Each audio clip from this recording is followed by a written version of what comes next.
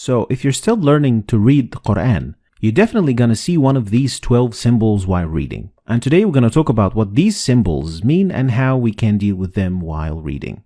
We're going to start with the first one. And it's a symbol that looks like meme. And it means you must stop while reading. Otherwise, the meaning of the ayah or the verse will change. So in this example, you should stop at the symbol by reading إنما يستجيب الذين يسمعون والموتى يبعثهم الله ثم إليه يرجعون. So we have to stop at the symbol of meme. Next is the symbol of la, and it is the exact opposite, which means you can't stop. Like in this example. ما أنفقوا منا ولا أذى لهم أجرهم عند ربهم. So you can't stop here, and especially you can't start reading from after the sign.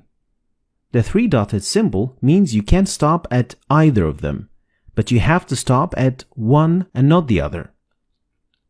So in the second ayah of Surah Al-Baqarah, you are allowed to stop at the first one by reading ذَلِكَ الْكِتَابُ لَا رَيْبَ فِيهِ هُدًى لِلْمُتَّقِينَ, or by stopping at the second one by reading ذَلِكَ الْكِتَابُ لَا رَيْبَ فِيهِ هُدًى لِلْمُتَّقِينَ.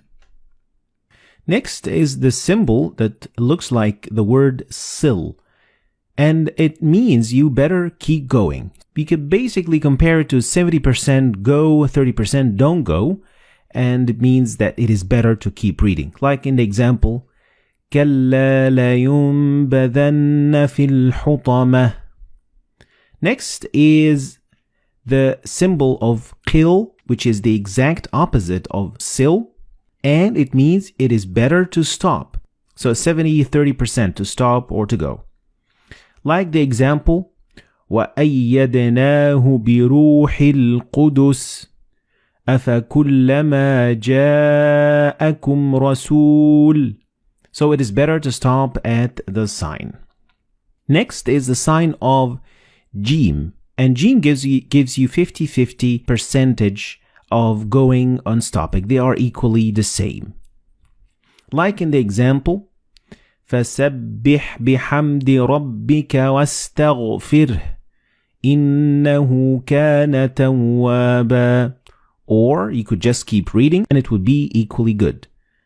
فَسَبِّحْ بِحَمْدِ رَبِّكَ وَاسْتَغْفِرْهُ إِنَّهُ كَانَ تَوَّابًا. Now let's talk about the other 6 symbols. And the first one is a symbol that means sujud or prostration. And in total there are 15 of this sign. And each time you see it and after you read the verse, you have to do sujud. So after reading the ayah, you will prostrate for God. Next, the sign that looks like meme looks a little bit different than the other meme. So make sure you can distinguish between them because they mean 2 different things. And this meme appears in the middle of the word. So the noon and ba, when they follow one another in the same word, you don't pronounce noon or ba, but you pronounce meme. Like in this example, you read كَلَّا لَيُنبَذَنَّ فِي الْحُطَمَةِ. So the noon and ba, they will be assimilated together and you will pronounce them as meme. Next, this small sign that looks like alif, it is actually an alif and it is found so many times and it's used so many times in the Qur'an, and it means that this letter contains an alif of the long vowel.